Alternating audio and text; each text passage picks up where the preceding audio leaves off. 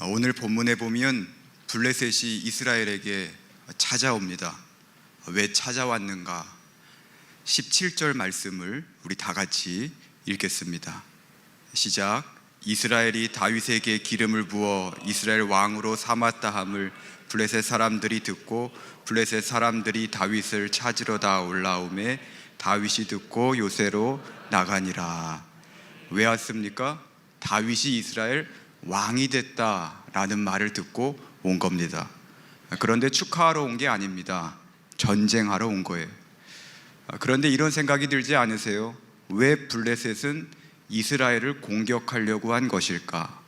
무슨 이유 때문에 다윗이 왕이 된 다음에 공격하러 온 것일까? 블레셋은 다윗이 좋을 리가 없습니다. 그들에게 다윗은 배신자예요. 사무엘상 27장에 보면 다윗이 블레셋에 망명하잖아요. 그때 블레셋이 받아줬거든요. 그런데 다윗이 적국의 왕이 되었답니다. 이건 배신인 겁니다. 또 블레셋은 다윗에게 안 좋은 기억이 있잖아요. 다윗이 누구를 죽였습니까? 골리앗을 죽인 거예요. 블레셋의 자부심인 골리앗을 물맷돌로 죽인 겁니다. 그것도 소년이 죽인 거예요. 블레셋은 자부심도 잃었고 자존심도 상했습니다. 그리고 그들은 다윗 때문에 여러 번 전쟁에서 패하게 됩니다. 이런 아픔과 트라우마를 준 다윗이 이스라엘의 왕이 되었다? 그것은 충격 그 자체인 겁니다. 블레셋은 그가 정치적으로 군사적으로 큰 위협이 될 것이다 라는 것을 직감했을 겁니다. 그래서 공격을 한 거예요. 이런 상황을 본 다윗은 마음이 어땠을까요? 이게 뭔가 쉽지 않았을까요? 왕이 된 지 얼마 되지 않았습니다. 그동안 얼마나 힘들었습니까? 왕이 되기까지 얼마나 힘든 시간을 보냈습니까? 이제 숨 좀 돌리나 싶은데 블레셋이 쳐들어온다는 거예요. 인생에서 가장 기쁜 지금 위기가 찾아온 겁니다. 만약 우리가 다윗이라면 어떨까요? 하나님이 원망스럽지 않을까요? 내가 왕 되고 싶다고 한 것도 아닌데 하나님께서 선택하시고 기름 부으셨는데 이게 뭔가? 다윗의 의지와 선택은 없습니다. 하나님이 이끄시고 하나님이 세우신 거예요. 그렇다면 삶이 좀 나아져야 되는 거 아닌가요? 하지만 왕이 되자마자 전쟁이라니 이거 너무하신 것 아닌가 라는 생각이 들기도 합니다. 하지만 다윗은 하나님을 원망하지 않습니다. 그는 아무 말도 하지 않아요. 그리고 어떻게 하는가? 17절은 이렇게 말합니다. 다윗이 듣고 요새로 나가니라. 그는 왜 다른 곳도 많은데 하필 요새로 간 것일까? 우린 여기에서 다윗의 전략을 알 수 있습니다. 그는 공격보다는 방어를 하겠다는 거예요. 왜냐하면 블레셋의 군사가 너무나 강했기 때문입니다. 그냥 싸우면 100% 지기 때문에 그는 방어 위주의 전쟁을 하겠다는 겁니다. 오늘 말씀에 보면 블레셋이 전쟁을 좀 하는구나 라는 것을 느낄 수 있습니다. 어떻게 하는가?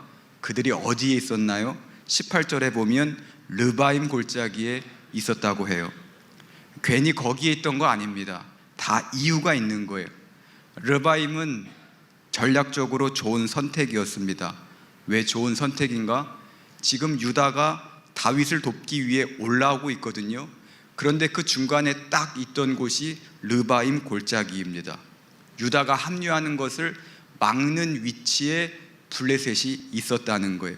여러 가지로 볼 때 지금 다윗은 굉장히 불리한 상황입니다. 하지만 다윗은 이 상황을 반전시킵니다. 어떻게 반전시켰는가? 19절 말씀을 우리 다 같이 읽겠습니다. 시작. 다윗이 여호와께 여쭈어 이르되 내가 블레셋 사람에게로 올라가리이까 여호와께서 그들을 내 손에 넘기시겠나이까. 다윗이 어떻게 합니까? 하나님께 기도한 거예요. 그런데 기도 내용이 이해가 되지 않습니다. 보통 이런 상황이라면 어떻게 기도하나요? 하나님께 도와달라고 기도하잖아요. 승리하게 해달라고, 블레셋 떠나가게 해달라고 기도하잖아요. 하지만 다윗은 그러지 않은 거예요. 그는 무엇을 구하였는가? 바로 하나님의 뜻을 구한 겁니다. 이 전쟁 가운데 하나님의 뜻은 무엇인가? 하나님께 물었다는 거예요. 사실 다윗의 질문은 어리석어 보입니다. 블레셋이 지금 바로 앞에 있습니다. 전쟁은 피할 수 없고 싸울 수밖에 없습니다. 이기려면 빨리 전략을 짜야 합니다.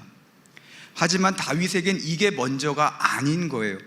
다윗에게 중요한 것은 하나님의 뜻인 겁니다. 하나님의 타이밍인 거예요. 하나님이 싸우라 하시면 싸우고, 싸우지 말라고 하시면 안 싸우겠다. 하나님의 말씀과 약속이 없는 전쟁은 의미가 없다. 이런 생각이 있었기 때문에 다윗은 긴박한 순간 속에서도 하나님께 기도한 겁니다. 여러분, 우리는 위기의 순간에 무언가 하려고 합니다. 방법을 찾고 길을 만들려고 합니다. 하지만 그때 우리에게 정말 필요한 것은 기다림입니다. 기도는 하는 것이지만 동시에 기다리는 거예요. 하나님의 말씀, 하나님의 음성, 하나님의 뜻을 기다리는 겁니다. 하나님은 우리의 그 기다림 가운데 일하십니다. 그리고 그 기다림 가운데 하나님은 길을 만드시는 거예요. 하나님은 다윗의 기도와 기다림에 응답하십니다. 19절 말씀 다 같이 읽겠습니다. 19절입니다. 시작. 여호와께서 다윗에게 말씀하시되 올라가라, 내가 반드시 블레셋 사람을 내 손에 넘기리라 하신지라. 하나님께서 뭐라고 하세요? 올라가라는 거예요. 지금 다른 명령하지 않으세요. 다른 전략 이야기하지 않으세요. 어떻게 싸워라 이야기하지 않으세요. 오직 하나, 지금 올라가라는 거예요. 정면 승부하라는 거예요. 그러면 승리할 것이다 라고 말씀하시는 겁니다. 여기에 눈에 띄는 단어가 있는데 바로 반드시라는 단어입니다. 하나님은 블레셋을 그냥 넘기겠다라고 하시지 않아요. 반드시 넘기겠다라고 하세요. 이게 무슨 의미일까요? 상황이 중요하지 않다는 거예요. 환경과 조건이 승리를 막는 방해물이 되지 않을 것이다 라는 겁니다. 내가 너 반드시 이기게 하겠다는 거예요. 왜요? 내가 싸울 것이기 때문에, 내가 블레셋을 내 손에 넘길 것이기 때문에 너는 반드시 이길 거라는 겁니다. 여기에서 우리는 하나님의 강한 의지를 느낄 수 있는 거예요. 또 다윗은 하나님의 말씀을 의지하며 나아갔습니다. 비록 블레셋보다 약했지만, 군사력은 약했지만 믿음으로 나아간 거예요. 결국 다윗은 하나님 약속대로 승리하게 됩니다. 여러분, 기도하면 기대가 생깁니다. 왜냐하면 하나님의 약속이 있기 때문이에요. 그리고 약속이 있는 사람의 목적은 더 이상 승리가 아닙니다. 이미 이겨놓은 싸움을 하는 거예요. 승리를 하기 위해서 나아가는 것이 아니라 승리를 확인하기 위하여 나아가는 것입니다. 그래서 두려움 없이 믿음으로 나아갈 수 있다는 겁니다. 어떤 상황이든지 다윗처럼 기도할 수 있는 여러분이 되시기를 축복합니다. 하나님께 기도하고 하나님의 뜻을 기다리시기를 바랍니다. 그리고 받은 응답과 약속으로 기대하며 나아가시기를 바랍니다. 그래서 예비하신 승리를 경험할 수 있는 성도님들이 되시기를 주님의 이름으로 축복합니다. 전쟁에서 패배한 블레셋은 도망갔습니다. 자신들의 우상들을 내버리고 도망간 거예요. 여기에서 우리가 주목해야 될 부분이 있는데 그게 무엇인가? 전쟁 후에 다윗의 모습입니다. 두 가지 모습을 보려고 하는데, 첫 번째 다윗의 모습은 무엇인가? 우상을 버렸다는 겁니다. 21절 말씀 우리 다 같이 읽겠습니다. 시작. 거기서 블레셋 사람들이 그들의 우상을 버렸으므로 다윗과 그의 부하들이 치우니라. 어떤 사람은 이렇게 말할지 몰라요. 우상 치우는 거 당연한 것 아닌가? 당연하죠. 우상 치워야 합니다. 하나님이 가증하게 여기시고 싫어하시기 때문에 치워야 합니다. 하지만 안다고 해서 다 할 수 있는 것은 아니더라고요. 사람의 마음은 언제 바뀔지 모릅니다. 눈으로 보면 마음이 흔들리는 거예요. 보면 없던 마음도 생깁니다. 그래서 우리는 홈쇼핑을 조심해야 됩니다. 채널을 돌리다가 우연히 봤는데 어떤 마음이 드세요? 사야겠다, 이건 사야 돼 라는 마음이 들잖아요. 분명히 1분 전만 해도 생각도 없고 관심도 없었는데 오늘만 이 가격이래요. 무이자래요.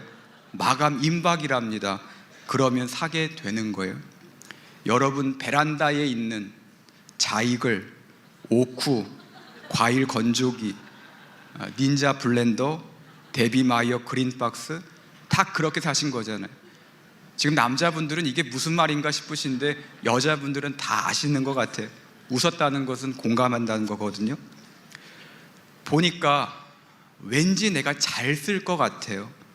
내가 본전 뽑을 것 같아요. 그래서 샀는데 결국 안 쓰게 되잖아요. 다윗도 그러지 않았을까요? 하나님의 은혜로 전쟁을 이겼습니다. 이길 수 없는 전쟁을 이기게 된 거예요. 하나님께 영광입니다. 그런데 블레셋 우상들을 보는 순간 너무 아름다운 거예요.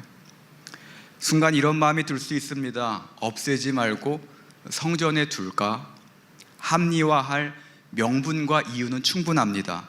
하나님이 블레셋 신을 이겼다라는 증거로 삼으면 되는 거예요. 이것을 보면서 하나님이 우리와 함께 하셨고 우리에게 승리하게 하셨다, 기억하자라고 말하면 되는 겁니다. 하지만 다윗은 그러지 않았어요. 우상들을 다 치워버린 겁니다. 그런데 다윗은 혼자 치우지 않았습니다. 성경에 보면 다윗이 그의 부하들과 치웠다라고 이야기해요. 왜 같이 치웠을까? 너무 많아서요? 너무 무거워서요? 아닙니다. 다윗은 부하들이 이것을 느끼고 깨달았으면 좋겠다라고 여긴 거예요. 우리가 잘나서 승리한 거 아니야. 하나님이 이기게 하신 거야. 하나님이 싫어하시는 것 하면 안 돼. 그리고 내가 왕일지라도 하나님은 나보다 훨씬 위에 계시고 중요한 분이야. 이걸 부하들이 깨닫기를 원하는 거예요. 그래서 다윗은 부하들과 함께 블레셋 우상들을 다 치운 겁니다. 여러분, 은혜는 받은 직후보다 받은 이후가 더 중요합니다. 은혜는 받았다고 끝이 아니라 받음으로 시작인 거예요. 은혜 받은 사람으로 은혜 받은 사람답게 살아야 하는 겁니다. 주신 것보다 주신 분을 바라보면서 그분과 함께 그분을 위하여 살아야 한다는 거예요. 화장실 들어갈 때 마음과 나올 때 마음이 다르다라는 말이 있는데요, 하나님의 도움 받기 전 마음과 받은 후의 마음이 동일한 성도님들이 되시기를 축복합니다. 물론 유혹도 있고 갈등도 있을 겁니다. 또 주변에 보면 나를 힘들게 하고 또 듣기 좋은 아부 섞인 말을 해서 내 마음을 들뜨게 만들 수도 있습니다. 하지만 내가 아니라 하나님이 하셨음을 기억하고 하나님 기준되어 살아갈 수 있는 여러분이 되시기를 주님의 이름으로 축복합니다. 전쟁 승리 후에 다윗의 두 번째 모습은 무엇일까요? 과거 승리에 얽매이지 않았다는 거예요. 전쟁에서 패배한 블레셋은 한 번 더 쳐들어옵니다. 같은 르바임 골짜기를 점령하고 비슷한 전략으로 쳐들어오는 거예요. 우리가 다윗이라면 어떤 감정이 들까요? 조금은 안도하지 않을까요? 그리고 자신감이 넘치지 않을까요? 지금 가장 최근에 싸워 이긴 나라가 블레셋이잖아요. 그것도 같은 나라, 같은 장소에서 전쟁하잖아요. 더 이상 블레셋이 두렵지 않습니다. 이길 것 같습니다. 아니, 이길 수 있습니다. 하지만 다윗은 군사를 가지고 나아가지 않아요. 그는 어떻게 하는가? 23절은 이렇게 시작합니다. 다윗이 여호와께 여쭈니. 다윗은 하나님께 기도했습니다. 지금 어떻게 하면 좋을지 하나님에게 여쭤본 거예요. 여러분, 이게 쉬운 일일까요? 첫 번째 전쟁에선 기도하는 게 쉬울 수 있어요. 지금 벼랑 끝에 있잖아요. 할 수 있는 게 없잖아요. 주님만이 나의 산성이고 요새시고 구원이시잖아요. 기도할 수밖에 없습니다. 하지만 두 번째 전쟁은 상황이 다른 거예요. 분위기도 괜찮고 병사들도 예전보다 분위기가 좋아 보여요. 덜 긴장하는 것 같아요. 한번 이긴 경험이 있으니 이길 수 있다라는 목소리가 들리기도 합니다. 물론 기도는 하는데 내용이 다를 것 같아요. 아마 이렇게 기도하지 않을까요? 지난번에 승리하게 하신 하나님, 이번에도 이기게 하여 주옵소서. 같은 전략으로 싸울 겁니다. 승리하게 하옵소서. 이렇게 기도하지 않을까요? 하지만 다윗은 그렇게 기도하지 않아요. 그는 전쟁의 결과보다 과정을 물었습니다. 어떻게 싸우면 좋을지 여쭤본 거예요. 승리를 위한 완벽한 계획을 세워놓고 하나님의 도움을 구한 것이 아니라 하나님의 계획은 무엇입니까? 하나님은 어떻게 싸우기를 원하십니까? 여쭈어 봤다는 거예요. 여러분, 여러분의 기도는 어떠십니까? 하나님의 계획을 묻고 그 계획에 나를 맞추는 기도를 하고 계신가요? 아니면 내가 다 정해놓고 하나님이 그것에 맞추시기를 바라는 기도를 하진 않은가요? 그것도 아니라면 지난 경험을 이야기하면서 이번에도 저번처럼 할 테니 좀 도와달라고 기도하고 있지는 않은가요? 여러분, 지난 경험과 승리가 완벽할지라도 하나님께 물어볼 수 있는 여러분 되시기를 축복합니다. 세수를 세 부대에 담듯이 오늘은 오늘의 기도를 하시기를 바라요. 우리는 날마다 주시는 응답과 방법으로 살아야 할 줄로 믿습니다. 어제의 만나가 아니라 오늘 주시는 만나를 먹으면서 살아야 한다는 거예요. 다윗은 두 번째 전쟁 때도 하나님에게 물었습니다. 싸우기 전에 하나님의 뜻을 물은 거예요. 그때 하나님이 응답하십니다. 그런데 지난번과 다른 거예요. 어떻게 말씀하시는가? 23절, 24절 말씀을 우리 다 같이 읽겠습니다. 시작. 올라가지 말고 그들 뒤로 돌아서 뽕나무 숲을 맞은편에서 그들을 기습하되 뽕나무 꼭대기에서 걸음 걷는 소리가 들리거든 곧 공격하라. 그때 여호와가 너보다 앞서 나아가서 블레셋 군대를 치리라 하신지라. 하나님께서 뭐라고 말씀하세요? 올라가지 말라는 거예요. 뽕나무에 숨어 있다가 블레셋 지나가면 공격해라 라고 말씀하시는 거예요. 사실 이해가 되지 않습니다. 올라가서 싸워도 이겼잖아요. 이번에도 그렇게 하시면 되잖아요. 그런데 이번엔 다르게 이야기하시는 거예요. 왜 하나님은 다르게 이야기하신 것일까? 이유는 알 수가 없습니다. 하지만 분명한 것이 있는데 그게 무엇인가? 하나님 말씀대로 한다면 100% 승리한다는 겁니다. 왜요? 하나님이 앞서 가시기 때문입니다. 말씀을 들은 다윗은 어떻게 했을까? 25절은 이렇게 말합니다. 이에 다윗이 여호와의 명령대로 행하여. 다윗도 전쟁 많이 해본 사람이거든요. 실력도 있는 사람입니다. 경험도 많아요. 인간적으로 하나님의 말씀이 이해가 안 되기도 합니다. 왜 숨어야 하는지, 그리고 왜 하필 뽕나무 숲인지 이해가 되지 않는 거예요. 하지만 그는 여호와의 명령대로 했습니다. 왜요? 말씀에 순종할 때 이 싸움은 내 싸움이 아니라 하나님의 싸움이 되기 때문입니다. 그 결과 다윗은 큰 승리를 경험하게 돼요. 여러분, 하나님은 우리에게 승리를 주기 원하십니다. 하지만 그냥 주지 않으세요. 반드시 요구하시는 게 있는데 그게 무엇인가? 믿음과 순종입니다. 믿음을 가지고 순종하여 뽕나무에 숨어야 되는 거예요. 그리고 말씀대로 기습할 때 승리를 경험하게 되는 겁니다. 누가복음 5장에 보면 베드로가 낚시하는 장면이 나오는데요, 베드로가 많은 물고기를 잡게 됩니다. 어떻게 잡게 되었는가? 그가 어부였기 때문에 잡은 건가요? 아닙니다. 예수님의 말씀대로 그물을 깊은 곳에 던졌기 때문에 많은 물고기를 잡은 거예요. 사실 예수님은 목수의 아들입니다. 낚시에 대해서 논하면 베드로가 훨씬 전문가예요. 베드로는 예수님의 말씀이 이해가 되지 않았습니다. 하지만 내 경험과 지식 다 내려놓고 주의 말씀 의지하여 깊은 곳에 그물을 던졌더니 경험하지 못한 양의 물고기를 잡게 된 겁니다. 여러분, 신앙생활은 싸움이라고도 말하는데 누구와의 싸움이라고 생각하십니까? 세상과의 싸움이라고 생각하세요? 사탄 마귀와의 싸움이라고 생각하세요? 그것도 맞는데 가장 힘든 싸움의 상대는 나입니다. 신앙생활은 나와의 싸움이에요. 과거의 나와 싸우는 겁니다. 내가 걸림돌이고 내가 장애물이에요. 신앙 훈련도 그렇습니다. 신앙 훈련은 나를 성장시키기 위한 훈련입니다. 하지만 신앙 훈련은 나를 무너뜨리기 위한 훈련이기도 한 거예요. 그런데 무너뜨리는 게 목적이 아닙니다. 무너뜨린 후에 다시 세워져야 되는데 어떻게 세워져야 할까요? 말씀 위에 세워져야 되고 믿음과 순종으로 세워야 하는 겁니다. 말씀이라는 토대 위에 그리고 믿음과 순종이라는 재료로 세워야 한다는 거예요.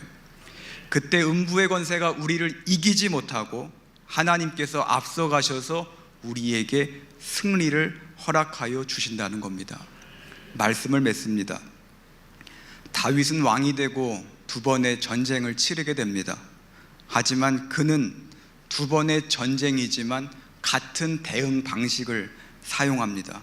19절 23절은 이렇게 말해요.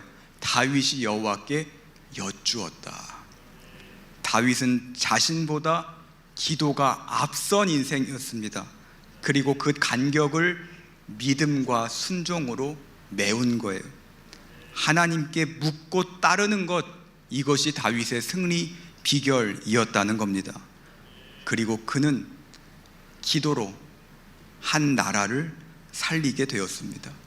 성도 여러분, 다윗처럼 하나님께 묻고 따르시기를 바랍니다. 오늘 제목이 하묻단데 하나님께 묻고 따지면 안 됩니다. 하나님께 묻고 따라야 되는 거예요. 그리고 여러분의 기도가 나뿐만 아니라 주변을 살릴 수 있는 은혜가 되시기를 축복합니다. 다른 것이 아니라 기도로 살아나는 은혜가 있으시기를 축복합니다. 그래서 하나님으로 말미암아 나의 약함이 강함이 되고 기도로 상황이 반전되고 역전되는 역사가 성도님들의 인생이 되시기를 예수님의 이름으로 축복합니다.